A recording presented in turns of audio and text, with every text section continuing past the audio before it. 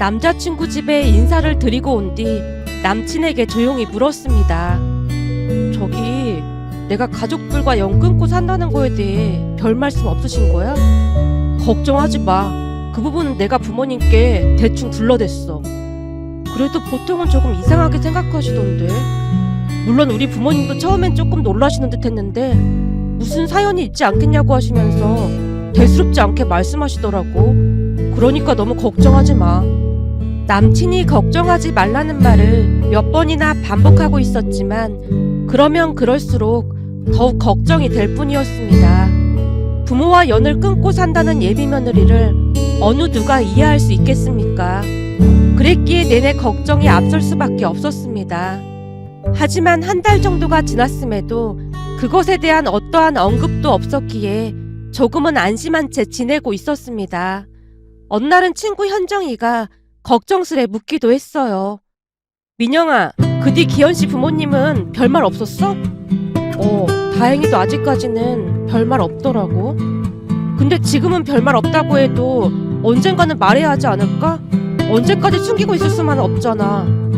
그렇긴 한데 너도 알다시피 이게 쉽게 꺼낼 수 있는 말은 아니잖아. 가족들만 생각하면 구토가 치밀어 오를 정도인데 구구절절 어떻게 말을 하겠어. 너무 창피해서 차마 입이 떨어지지 않더라고. 넌 이렇게 착한데 착한 너한테 왜 그런 가족들이 있는 건지 모르겠다. 현정이가 제 손을 꼭 잡은 채 조용히 위로해주고 있었는데요. 저도 모르게 눈물이 왈칵 쏟아지고 말았습니다. 현정이가 조용히 다시 입을 열었습니다. 민영아, 근데 네가 정말로 기현씨 사랑하면 숨기는 게 없어야 하는 거야. 그래야 온전한 가족이 될 수 있는 거야. 내 말 무슨 말인지 알겠어? 현정이의 말에 고개를 끄덕인 채 눈물을 삼키고 있었는데요. 이런저런 생각으로 머릿속이 더욱 복잡하기만 했습니다. 잠시 후 현정이와 헤어지고 집으로 돌아와서 앞으로 어떻게 해야 하나 고민하고 또 고민을 했어요. 하지만 가족 이야기를 한다는 건 결코 쉽지 않은 일이었기에 쉽사리 결정을 내리지 못하고 있었습니다. 그러던 어느 날 남친 어머니에게 전화가 걸려왔습니다. 민영이니? 나 기현이 엄마야. 안녕하세요. 그래, 혹시 말이야 언제 한번 시간 내서 둘만 만났으면 좋겠는데 괜찮을까? 어머님이랑 저랑 둘만이요? 너한테 물어볼 것도 있고 해서 그런데 그래줄 수 있겠니? 남친 어머니는 예의가 바른 분으로 절대 강요하거나 하지 않는 그런 분이셨습니다. 그날도 역시나 정중하게 제 의향을 물어왔기에 기어 들어가는 목소리로 제가 대답을 했습니다. 아, 네, 알겠습니다. 그럼 내일 저녁 7시쯤 회사 근처로 내가 갈까 하는데 괜찮겠니? 네, 저는 괜찮습니다. 그래, 그럼 내일 보자꾸나. 그리고 좀 전에도 말했지만 우리가 만나는 건 기현이가 절대 몰랐으면 좋겠는데 약속 지켜줄 수 있지? 내가 부탁 좀 하마. 아, 네, 알겠습니다. 라며 통화를 마쳤는데요. 그동안 살면서 단 한 번도 마음 편히 살아본 적이 없어서 그랬던 것인지 무슨 큰 죄라도 지은 것 마냥 심장이 마구마구 요동치고 있었습니다. 그러면서 언제나 그랬듯이 현정이가 떠올랐고 현정이에게 전화를 걸었어요. 현정아, 나 어떡하지?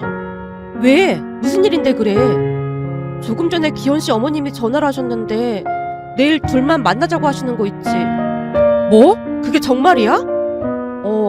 혹시나 기현씨랑 헤어지라고 하면 나 어떡하지? 제가 느끼고 있는 불안감이 현정이에게도 고스란히 전해졌던 것인지 현정이가 애써 침착한 목소리로 제게 말했어요.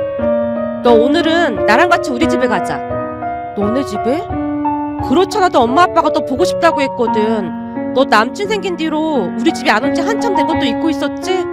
우리 엄마 아빠가 무진장 서운해하고 계셔. 아, 내가 그랬구나. 그래, 그렇잖아도 우리 엄마가 너 좋아하는 삼겹살 구워준다고 꼬셔보라고 했는데 너 바빠 보여서 내가 말도 못 꺼내고 있었어. 근데 잘됐다. 오늘 우리 집에 가서 우리 엄마 아빠랑 같이 상의 좀 해보자. 이럴 땐 어른들의 조언도 필요한 법이거든. 알았어 라고 대답을 했고 현정이가 전화를 끊으려던 찰나에 제가 다시 현정이를 불렀어요. 저기 현정아, 항상 고마워. 넌 이럴 때만 고맙다고 하지? 얼른 퇴근 준비나 해. 내가 가는 김에 데리러 갈 테니까. 현정이가 그 어느 때보다 밝은 목소리로 말을 하고는 전화를 끊었습니다. 현정이는 대학 때 만난 친구로 제가 힘들어할 때마다 항상 힘이 되어주는 세상에 둘도 없는 그런 친구입니다. 제게는 친구라는 단어보다는 가족이라는 단어가 더 잘 어울리는 그런 친구였으니까요. 현정이 부모님들도 참 좋은 분들로 제가 어려운 일을 겪을 때마다 그 누구보다도 먼저 손을 내밀어주곤 했습니다. 그날 퇴근을 한 뒤 현정이 차를 타고 현정이네 집으로 향했어요. 그런 현정이에게는 마법 같은 능력이 있었는데요. 그 어떤 걱정거리라도 현정이와 대화를 하다 보면 그냥 별일 아닌 게 되곤 했습니다. 어려움 앞에 잔뜩 주눅 들어있는 제게 현정이는 한결같이 말하곤 했으니까요. 민영아, 누가 그러는데 지금은 죽을 듯이 힘들어도 나중에 지나고 나면 그냥 아무것도 아니더래. 별일도 아닌 일에 왜 그렇게 노심초사했는지 후회한다고 하더라고. 그리고 말이야, 어려운 일을 겪고 나면 그 안에서 분명히 뭔가 배울 게 있거든? 비록 힘들긴 했지만 난 또 하나를 배웠구나 그러면 그냥 마음이 편해지더라고. 라며 현정이는 제게 많은 용기를 주곤 했습니다. 잠시 후 현정이네 집에 들어가자마자 부모님이 반갑게 맞아줬습니다. 이게 누구야? 민영아, 우린 네가 우릴 영영 잊은 줄 알았다. 죄송해요. 잘 지내셨죠? 민영이 보고 싶어서 잘 못 지냈지. 얼른 들어와. 지금 한참 삼겹살 굽고 있었어. 어때? 냄새가 아주 죽이지? 네, 침이 꼴깍 넘어가는데요. 혹시 된장찌개도 끓이신 거예요? 물어보나 마나지. 삼겹살에는 매콤한 된장찌개가 딱이잖니? 현정이네 어머니가 우스꽝스러운 몸짓까지 하면서 반기고 있었는데요. 좀 전까지 이런저런 생각으로 복잡하기만 하던 머릿속이 정리정돈된 듯 너무나 고요하기만 했습니다. 식사를 한 뒤 오랜만에 다 같이 맥주를 한 잔씩 마셨는데요. 어머니가 먼저 말을 꺼냈습니다. 민영아, 현정이 말로는 기현이 어머니가 좀 만나자고 했다면서? 네, 내일 만나기로 했어요. 아무래도 헤어지라고 할 것 같은 생각이 들어요. 우리 민영이 또 그런다. 엄마가 항상 뭐라고 했어? 벌써 잊은 거야? 현정이 어머니 입에서 엄마라는 말이 나온 순간 온몸으로 에너지가 충전되는 듯한 그런 느낌이었습니다. 엄마가 뭐라고 했는지 읊어봐. 일어나지 않는 일은 미리 걱정하지 않는다. 그렇지. 그리고 한 가지 더. 절대 쫄지 않는다. 그래, 바로 그거야. 아직 아무 일도 일어나지 않았으니까 벌써부터 걱정할 필요가 뭐가 있어. 설령 내일 기현이 어머니 만나보고 헤어지라고 하면 그때 다시 생각해보면 되는 거야. 내 말 무슨 말인지 알겠지? 절대 쫄지 않는다. 네, 알겠어요. 절대 쫄지 않을게요. 라며 제가 수줍게 웃고 있었는데요. 어머니가 제게 다시 물었습니다. 그럼 내일 몇 시에 만나기로 한 거니? 회사 근처에서 7시에 만나기로 했어요. 어떤 카페에서 만나기로 한 건데? 카페 이름이 뭐야? 땡땡 카페요. 근데 그건 왜 물어보시는 거예요? 조용한 카페인지 잘 확인한 거지? 요즘 시끌벅적한 카페도 많잖니. 그래서 걱정돼서 그렇지. 그리고 가서 진실되게 말하면 다들 이해해 주실 거야. 그렇게 저는 다시 에너지를 충전하고 집으로 돌아왔답니다. 다음날 퇴근을 하고 조금은 안정된 마음으로 남친 어머니를 만나러 갔고, 남친 어머니가 역시나 예의 바른 모습으로 제게 인사를 건넸습니다. 내가 괜히 귀찮게 하는 건 아닌지 모르겠네. 아닙니다. 괜찮습니다. 우선 뭐 마셔야지. 난 디카페인 라떼 마실 건데 민영이는 뭐 마실래? 저는 그냥 아메리카노 마시겠습니다. 라며 커피를 주문했고, 주문한 커피를 들고 다시 자리에 앉았는데요. 남친 어머니가 따뜻한 라떼를 한 모금 마시고는 잠시 생각에 잠긴 듯 커피잔만 내려다보고 있었습니다. 그 모습에 저도 조용히 커피잔을 들어 커피를 한 모금 마셨는데, 긴장을 많이 했던지 그날따라 커피가 쓰디쓰게만 느껴졌습니다. 그렇게 어색한 침묵이 우리 둘을 감싸고 있었고, 마치 그 침묵을 깨기라도 하겠다는 듯 남친 어머니가 중얼거렸습니다. 참 이상하단 말이야. 젊었을 땐 안 그랬는데 요즘은 조금 늦은 시간에 카페인 들어간 커피를 마시면 밤에 잠을 설치게 되더라고. 민영이는 아직 젊어서 그런 거 잘 모르지? 네, 저는 그동안 워낙 치열하게 살았다 보니 밤늦게 커피를 마셔도 잠을 잘 자는 편입니다. 대학 다니면서도 아르바이트를 몇 개씩이나 해야만 했거든요. 그때마다 이 스디슨 커피가 친구처럼 안정을 줬던 것 같습니다. 그냥 습관처럼 커피를 마셨으니까요. 모든 것을 사실대로 말할 요량으로 그곳에 나갔기에 본론으로 들어가기 앞서 그렇게 제 인생 이야기의 첫 페이지를 열었다고 해야 할까요? 순간 남친 어머니가 표정 관리를 하기 위해 제 눈을 피한 채 다시 라떼를 한 모금 마시고 있었습니다. 어머님, 궁금하신 거 물어보시면 사실대로 말씀드리겠습니다. 하지만 저는 그동안 결코 부끄럽지 않게 살았다는 말씀부터 꼭 드리고 싶습니다. 그래, 민영이가 그리 말하니까 그럼 나도 편하게 물어볼게. 내가 듣자 하니 부모님이랑, 그러니까 가족들이랑 연을 끊고 산다고 하던데 어떤 사연이 있는지 물어봐도 될까?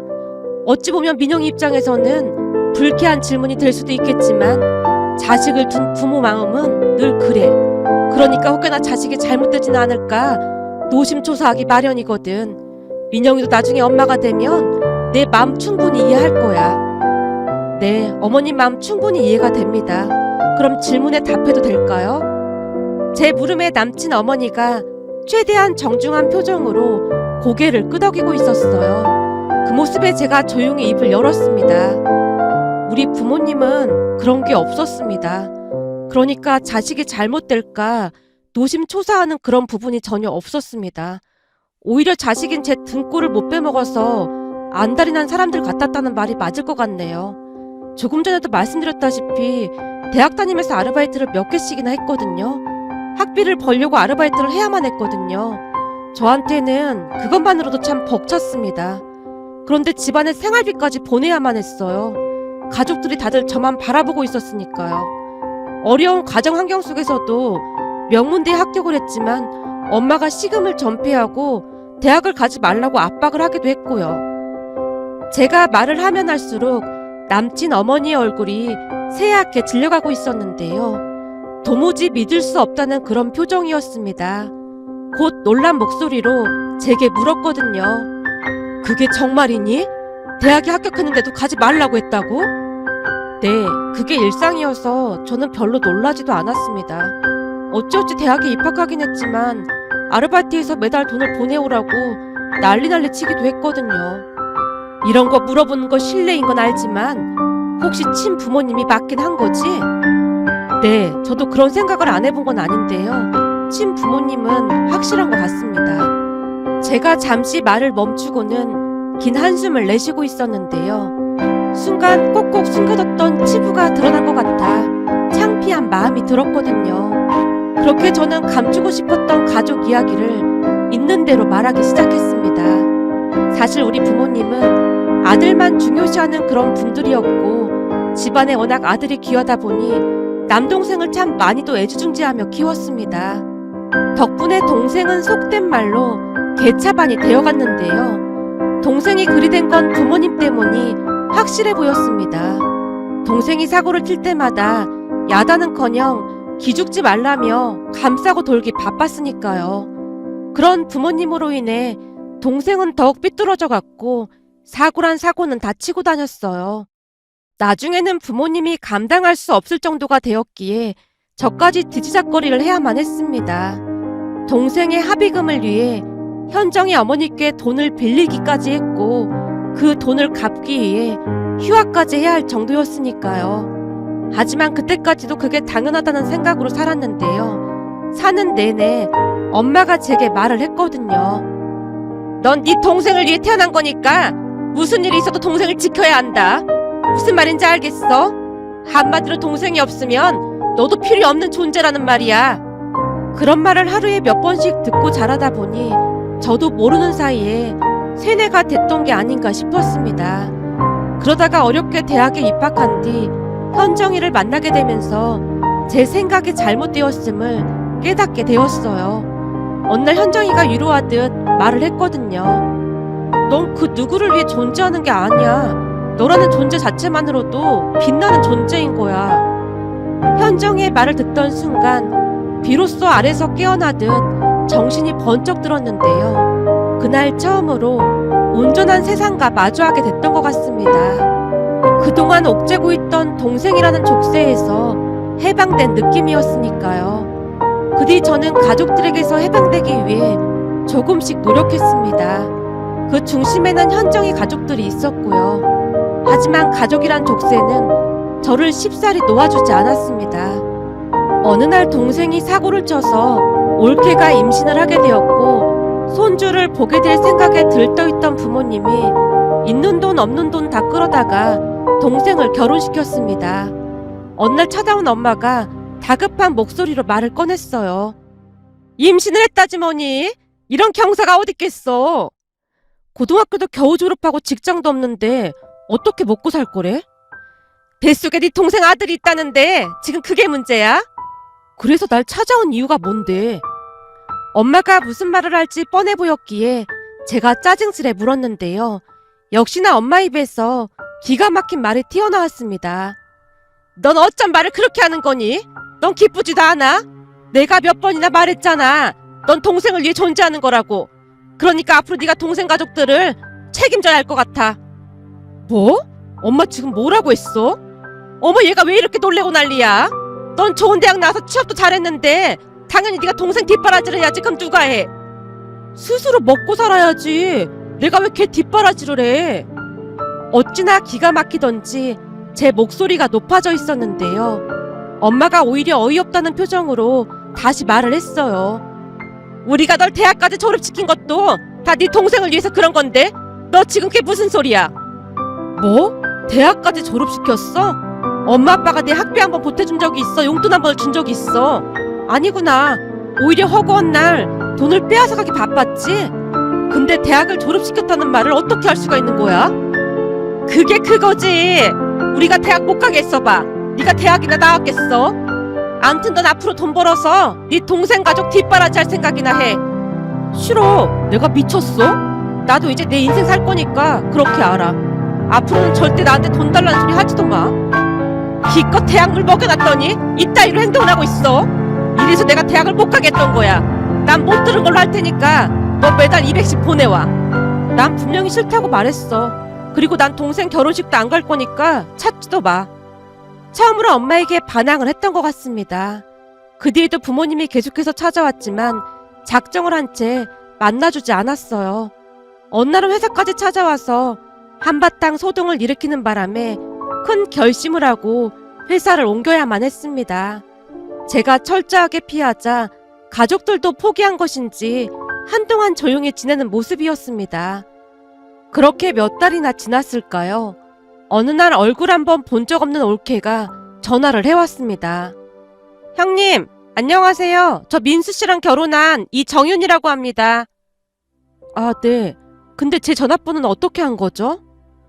워낙 가족이란 존재를 믿지 못했기에 제가 그것부터 물어봤는데요. 워낙 급한 일이라서 어쩔 수 없었어요. 그게 행복복지센터 가서 서류만 떼면 형님이 이사한 주소 바로 알 수 있거든요. 서류에 제 전화번호까지 나오진 않았을 텐데요. 그렇죠. 주소 알아보고 오후에 형님 집 근처에 그이랑 대기하고 있다가 형님 들어오는 거 보고 뒤따라갔더니 차에 형님 전화번호가 붙어있더라고요. 그이 말로는 전화번호도 바꾸고 집도 이사했다는데 차는 안 바꿨다고 하더라고요. 그래서 용건이 뭐죠? 얘기 못 들었나 본데 난 가족들하고 영 끊고 살기로 했어요. 그러니까 앞으로 이런 식으로 연락하지 마세요. 제가 전화를 끊으려고 하던 순간 올케가 다급한 목소리로 말을 했어요. 저기 어머님이 암에 걸리셨어요. 지금 뭐라고 했어요? 어머님이 암에 걸리셨다고요. 대장암이라고 하시는데 지금 3기래요. 아무래도 형님도 알고 계셔야 할 것 같아서요. 형님도 알다시피 형님이 생활비 끄는 대로 집안 형편이 많이 어려워졌어요. 근데 어머니까지 암에 걸리시는 바람에 병원비부터 지금 난리도 아니에요. 형님이 가족들에게 불만이 많다는 건 잘 알고 있지만 설마 안 걸리신 어머님을 모른 척하지도 않겠죠? 어머님은 절대 연락하지 말라고 했는데 그럴 수는 없는 노릇이잖아요. 언제 걸리신 건데요? 참담한 심정에 제 목소리가 미세하게 떨리고 있었고 눈치 빠른 올케가 바로 알아차린 듯해 보였습니다. 올케의 목소리에 점점 힘이 실리기 시작했으니까요. 수술은 하셨고 지금은 항암 치료 받고 계신데 많이 힘들어하세요. 수술비도 겨우겨우 마련했거든요. 저도 요즘 식당 설거지에 배달 아르바이트까지 엄청 바쁘게 살고 있고요. 출산했다고 하지 않았어요? 네, 아들 낳았어요. 아들은 친정엄마가 봐주고 있고요. 그것보다도 제가 이렇게 연락드린 건 지금 현재 사는 게 너무 힘들어서 어머님 식당 관리부터 문제가 한두 가지가 아니에요. 그 일랑 제가 닥치는 대로 일을 한다고 해도 가방끈도 짧고 하다 보니까 돈도 얼마 못 벌고 그러고 있거든요. 그래서 말인데 형님이 조금만 도와주시면 안 될까요? 다른 것도 아니고 어머님이 암에 걸리신 거잖아요.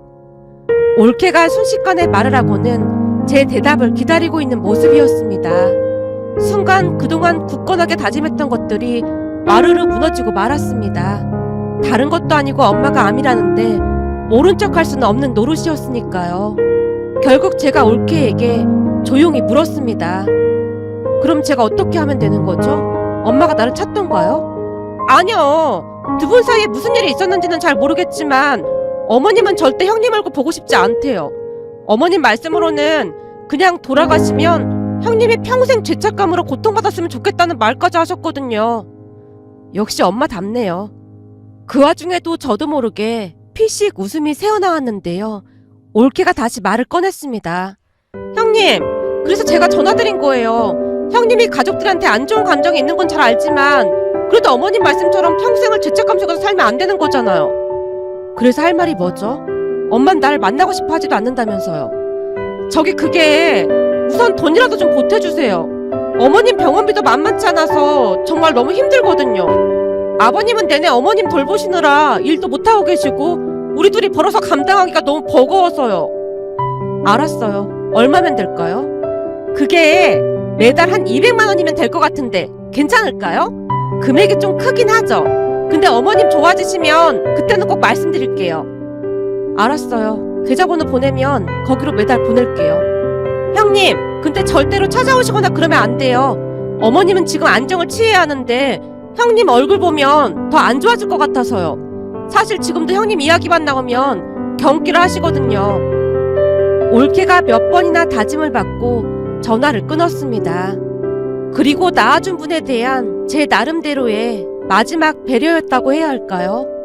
그나마 돈으로 때울 수 있어 잘 됐다는 생각마저 들어서 갑자기 눈물이 쏟아져 나왔는데요.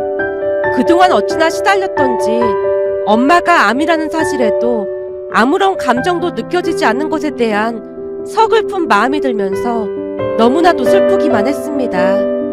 그 뒤 저는 매달 200만 원씩을 꼬박꼬박 집으로 보냈습니다. 그렇게 얼마 뒤 현정이를 만났고 엄마 이야기를 했는데요.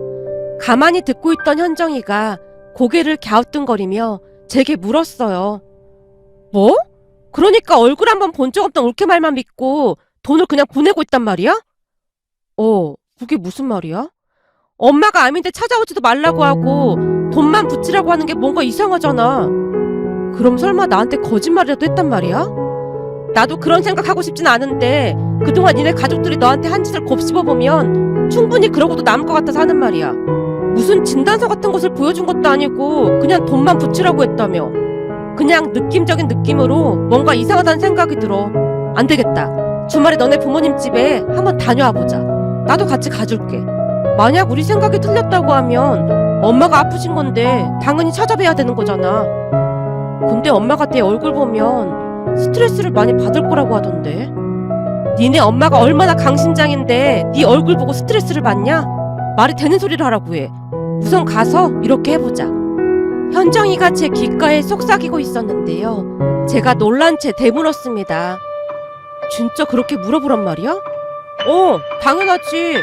매달 200만 원씩 보내주는데 그 정도는 해야 하는 게 맞는 거지. 현정이의 기가 막힌 생각에 제가 고개를 끄덕였고 그 주 주말 현정이와 함께 부모님 집으로 향했는데요. 집 앞에서 초인종을 누르자 인터폰으로 저를 확인한 모양인지 집안이 일순간 조용해지는 느낌이었습니다. 제가 다시 초인종을 눌렀고 그날 처음 본 올케가 긴장한 채 물었어요.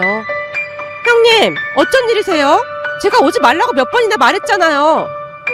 그래도 엄마가 암에 걸리셨는데 한 번은 와봐야 할 것 같아서 왔어요. 우선 문 좀 열어봐요. 제가 재촉을 하자 올케가 억지로 문을 여는 모습이었고 들어가 보니 엄마가 머리를 수건으로 감싼 채 방에 누워있는 모습이었어요. 엄마, 몸은 괜찮은 거야? 의사가 뭐래? 네가 뭔 상관이야? 죽던 말던 넌 상관도 하지 마.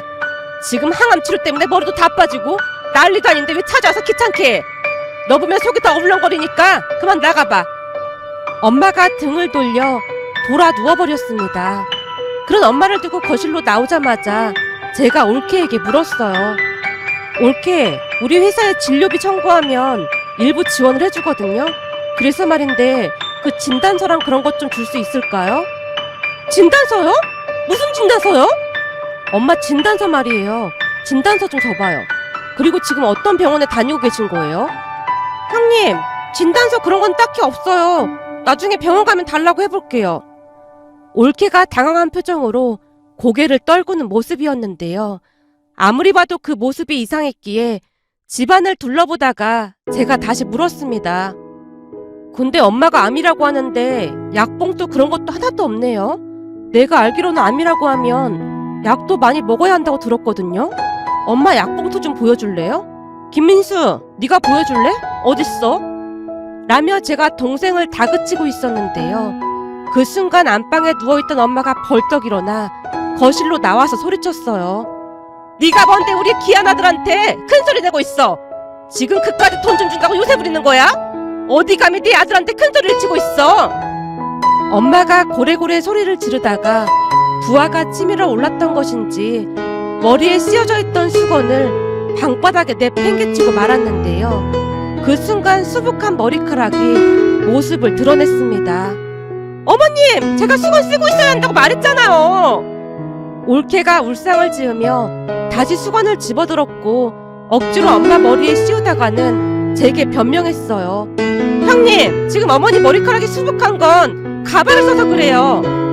아, 그렇구나. 가발?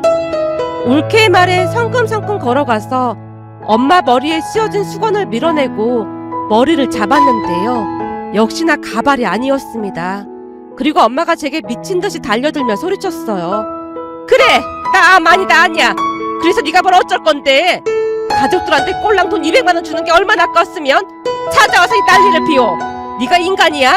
네 동생 아니었음 넌 있을 필요도 없는 존재야! 세상 쓸모없는 인간이 어디서 싸가지 없게 이따위로 행동하고 있어! 엄마, 진짜 고마워. 이번 일로 인해 앞으로 어떤 일이 일어나도 죄책감이 안 들 것 같네. 그래서 엄마한테 너무너무 고맙네. 라며 제가 마치 미친 사람 마냥 소리내서 웃고 있었는데요. 올케가 따지듯 말했습니다. 형님, 어머님이 안 아프신데 오히려 고마워해야 하는 거 아니에요? 까놓고 우리가 오죽했으면 그랬겠어요. 형님 너무 독한 분 같네요. 그래, 나 독한 사람이니까 앞으로 연락하지 말고 찾아오지도 마. 가족들이라고 하면 진짜 지긋지긋하다. 완전 정 떨어지게 해줘서 정말 고마워. 라며 제가 올케를 노려보고 있었는데요. 제 모습이 많이 섬뜩해 보였던 것인지 올케가 급히 뒷걸음질을 치고 있었어요. 그날 모든 것을 지켜보고 있던 현정이는 크나큰 충격에 휩싸인 모습이었어요. 그 뒤 저는 다시 가족들과 연락을 끊고 살고 있습니다. 그나마 다행이었던 것은 더 이상 귀찮게 하진 않는 모습이었어요. 그렇게 제가 남친 어머니께 길다면 긴 제 사연 이야기를 들려드렸는데요. 한참 동안이나 제 이야기를 듣고 있던 남친 어머니의 눈에 놀라움이 가득해 보였습니다. 이야기가 다 끝났음에도 아무런 말도 하지 못한 채 멍이 앉아있는 모습이었거든요. 잠시 정체를 알 수 없는 침묵이 다시 이어졌고 남친 어머니가 무슨 소리를 하던 겸허하게 받아들일 준비를 하고 있었습니다. 그리고 곧 남친 어머니가 입을 열었습니다. 그러니까 민영이한테 돈을 받아내려고 가족들 전부가 짜고 엄마가 암이라고 속였다는 거야? 그럼 암이 아니었던 거네? 네, 다 거짓말이었더라고요. 물론 그전에도 참을 수 없을 정도로 실망을 하긴 했지만 다른 것도 아니고 사람 목숨을 가지고 거짓말하는 거 보고 충격도 충격이었는데 가족들이 무섭다라는 생각까지 들었습니다. 그리고 그 뒤 기현 씨를 만났어요. 기현 씨에 비해 제가 많이 부족한 건 사실이지만 진심으로 저를 아끼고 사랑해주는 모습에 마음을 열게 됐습니다. 친구 현정인의 가족들 외에는 저를 그토록 아끼고 사랑해주는 사람은 처음이었거든요. 근데 어머니께서 더 이상 만나지 말라고 하신다면 저는 기현 씨를 그냥 놓아줄 생각입니다. 내가 반대하면 헤어지겠다는 말이야? 저와는 다르게 기현 씨의 삶의 원천은 가족이니까요. 저로 인해 가족들과 멀어지게 하고 싶진 않습니다. 순간 모든 것을 밝힌 것에 대한 개운함과 창피함이 같이 공존하며 알 수 없는 기분이 느껴지고 있었어요. 그동안 고생 많았겠네. 용기 내서 사실대로 말해줘서 고맙다. 아닙니다. 진작에 말씀드렸어야 했는데 창피해서 입이 떨어지지 않았습니다. 사실 제가 가족들 이야기를 해도 다들 잘 믿지 않거든요. 그래, 알았다. 그럼 이 차만 마시고 그만 일어날까? 남친 어머니가 애매모호한 미소를 지으며 커피를 마저 마셨어요. 잠시 후 우리는 카페를 나왔는데요. 그래도 나름 최선을 다했다는 생각과 함께 남친 어머니가 어떤 결정을 내리던 후회는 없겠다는 생각이 들었습니다. 하지만 그 뒤 남친 어머니는 딱히 말을 꺼내지 않았는데요. 혹시나 싶어 남친에게 물어보기도 했지만 무슨 말인지 모르겠다는 표정만 지을 뿐이었고요. 그 뒤 우리는 친정 가족들 없이 결혼식을 올렸습니다. 다행히 현정인의 가족들이 참석해서 아낌없이 축하를 해줬고 혼주석에도 현정이 부모님이 앉아주셨어요. 물론 가족 사진에도 현정이 가족들이 자리하고 있었고요. 그러던 어느 날은 현정이가 신혼집에 놀러왔습니다. 남편은 출장 갔다고 했지? 출장 가서 모레 올 거야. 그러니까 우리 둘이 완전 즐겁게 보내자. 결혼한 유부녀가 말하는 게 너무 심한 거 아니야? 현정이가 장난스레 웃고 있었습니다. 그렇게 우리는 음식을 만들어서 맥주도 마시며 즐거운 시간을 보내고 있었는데요. 술 기운이 돌았던 것인지 현정이 입에서 놀라운 말이 새어나왔습니다. 사실 엄마가 너한테 절대 말하지 말라고 했는데 엄마 말로는 니네 시어머님 진짜 좋은 분이시래. 맞아, 우리 시어머님 정말 좋은 분이시긴 해. 근데 그걸 뭘 비밀처럼 말하고 그래. 민영아, 사실은 네가 모르고 있는 것들이 엄청 많아. 뭐? 내가 모르고 있는 것들이라니? 그게 무슨 말이야? 제가 어리둥절한 표정으로 묻고 있었는데요. 그동안 저도 모르고 있었던 일에 대해 현정이가 사실대로 말해줬습니다. 그때 카페에서 너네 시어머니랑 너랑 단둘이 만났을 때 말이야. 사실 우리 엄마도 거기에 갔었거든. 뭐? 어머니께서? 혹시나 네가 다시 상처받진 않을까 엄마가 내내 노심초사였거든. 그래서 니네 시어머니랑 너랑 대화가 끝나고 난 뒤에 카페에서 나가는 니네 시어머니 뒤를 따라가서 잠시 이야기 좀 할 수 있냐고 엄마가 부탁을 했다고 하더라고. 그래서 그때 어떤 카페인지 물었던 거구나. 제 말에 현정이가 말없이 고개를 끄덕이다가 다시 입을 열었어요. 그날 엄마가 니네 시어머니한테 네가 얼마나 좋은 사람인지 몇 번이나 강조해서 말했다고 하더라고. 근데 니네 시어머니가 미소 지으면서 당신도 그렇게 느꼈다고 하시더래. 그리고 두 분이 너를 사이에 두고 친해지게 됐던 모양이야. 그래서 결혼식 날도 두 분 사이가 어색하지 않았던 거구나? 맞아. 근데 네가 모르는 게 한 가지가 더 있는데 사실은 너랑 너희 시어머니가 단둘이 카페에서 만나기 전에 네 올케라는 사람이 니네 시어머니를 먼저 찾아와서 얘기 좀 하자고 했다더라고. 근데 너한테 먼저 말을 들어보려고 우선 돌려보냈던 모양이야. 뭐? 올케가? 진짜 지긋지긋한 인간들이네. 말도 마. 너랑 만나고 며칠 뒤에 올케가 니네 시댁 집 앞까지 다시 찾아왔던 모양인데 알고 봤더니 계속 너를 미행하고 있었다고 하더라고. 그날 니네 시어머니한테 너에 대한 온갖 안 좋은 소리란 소리는 다 하면서 거품까지 물었다나 봐. 근데 니네 시어머니가 그 올케라는 사람 얼굴에 물까지 끼얹고 경고했대. 다시 한번 우리 며느리 앞에 나타나서 힘들게 하면 가만 안 두겠다고 말이야. 거기다 니네 시어머니가 또 어떻게 했는 줄 알아?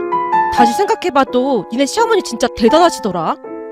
우리 시어머니께서 대체 뭘 하셨는데? 현정이가 있었던 일을 자세히 말해줬는데요. 알고 봤더니 올케에게 황당무계한 말을 듣던 시어머님이 누군가에게 전화를 걸었답니다.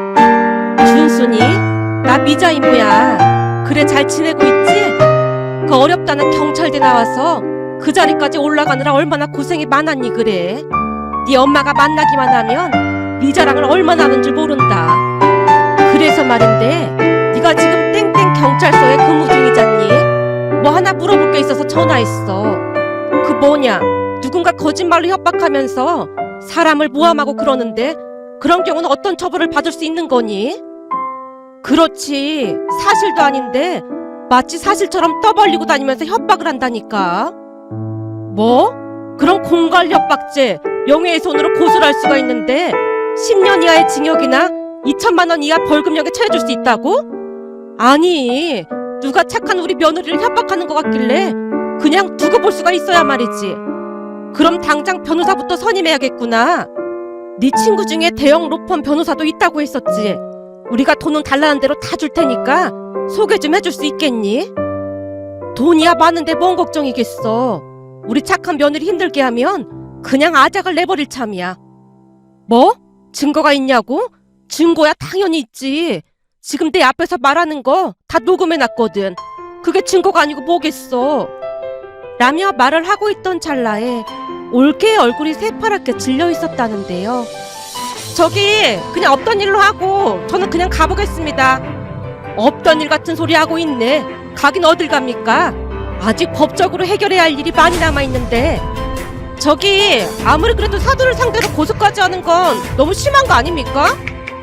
올케가 당황했던지 순간 마지막 발악을 했던 모양인데요. 시어머님이 올케 얼굴에 물을 끼얹어 버렸답니다. 그 바람에 올케가 혼비백산한 채 주랭랑을 쳤고요. 신이 나서 말을 하고 있던 현정이에게 놀란 채 물었어요. 그 이야기를 우리 시어머님이 니네 어머니께 다 말씀하신 거야? 그렇다니까. 요즘은 두 분이 완전 절친이 되셔서 자주 통화도 하고 그러신다니까. 그 얘기를 듣는데 어찌나 통쾌하던지 아빠랑 둘이서 만세까지 불렀다니까. 그래서 그렇게나 조용했던 거구나. 당연하지. 니네 시어머니가 그렇게 무섭게 경고를 했는데 니네 가족들이 다시 나타날 용기가 있겠냐? 그러니까 시부모님께 진짜 잘하고 살아. 그렇게 온전히 너를 믿어주시는 분들이 어디 있겠어? 알았어, 꼭 명심할게. 근데 내가 고마워해야 할 사람이 참 많은 것 같다. 니네 부모님께도 너무 감사해서 뭐라 말을 못하겠어. 라며 제가 눈물을 떨구고 있었는데요. 현정이가 제 등을 토닥여줬습니다. 그 뒤 저는 시댁 가족들뿐만 아니라 현정이 가족들에게도 항상 감사하는 마음으로 살고 있답니다. 얼마 전 현정이가 결혼을 했는데요. 결혼식 날 시댁 가족들이 전부 참석을 해서 진심으로 축하를 해줬답니다. 그런 가족들 사이에서 행복을 만끽하며 다시 한번 감사한 마음을 전하기 위해 이렇게 글 작성해봅니다.